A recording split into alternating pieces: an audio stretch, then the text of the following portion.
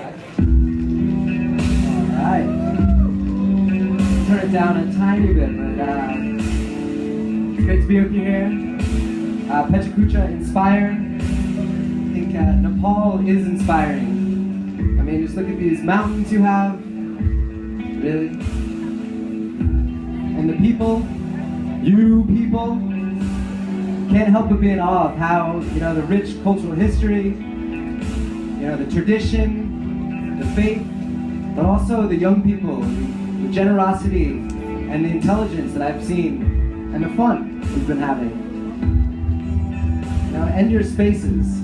Kathmandu, I love spaces, especially places where everyone's welcome to come, exchange ideas. This is a temple city.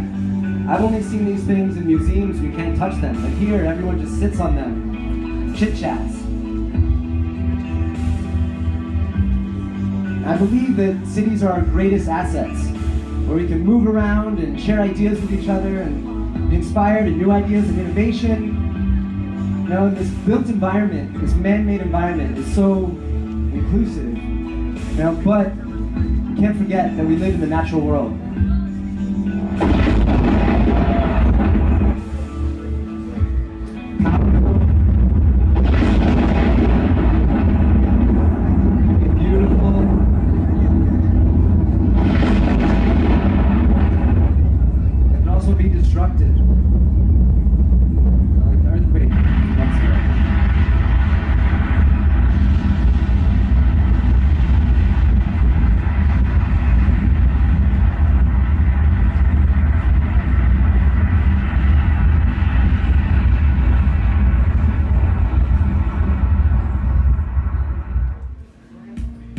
But after a catastrophic event, transformation is possible. Radical transformation, and that's really what we need everywhere in the world. Things need to change. Kathmandu has the possibility to create a future where new ideas and social and economic models are thinkable. But it also comes with challenges. Money flows in, the opportunity for corruption.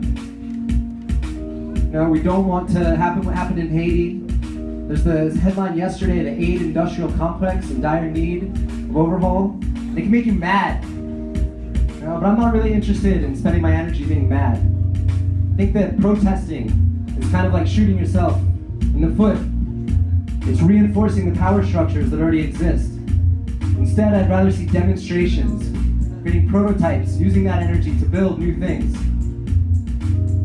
Part of my inspiration for coming here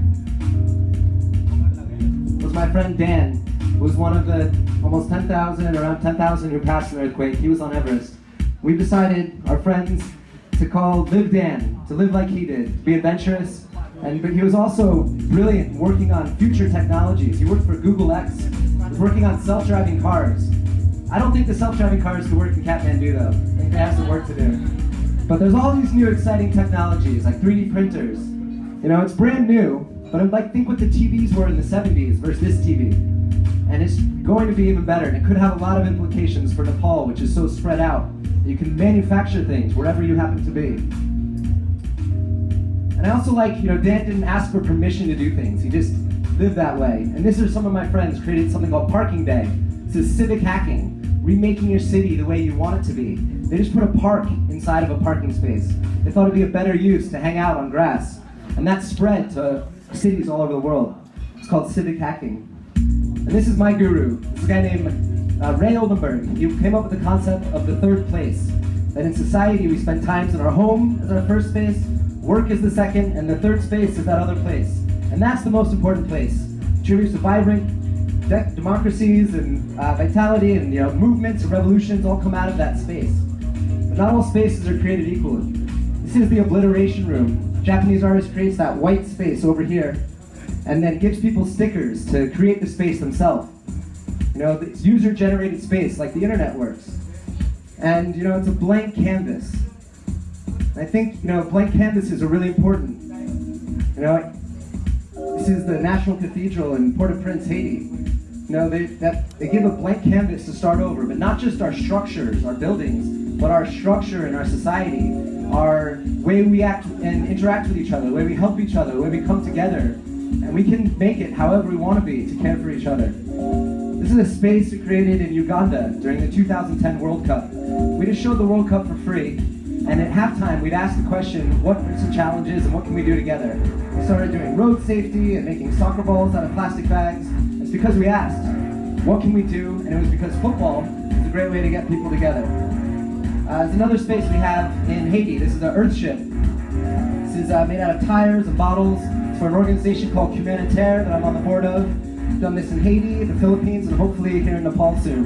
Creating a space for people to come together and prototype, make new things.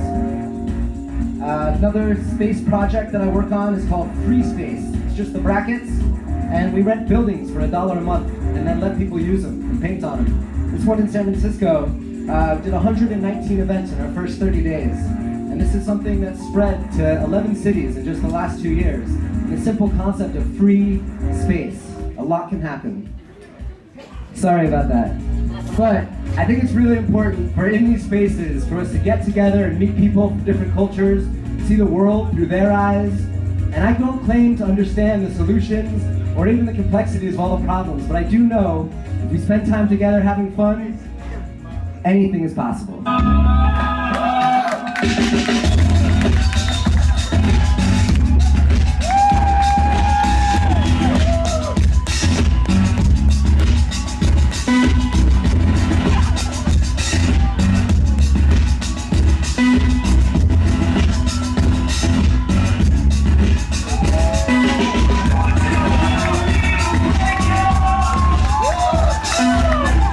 Thank you very much.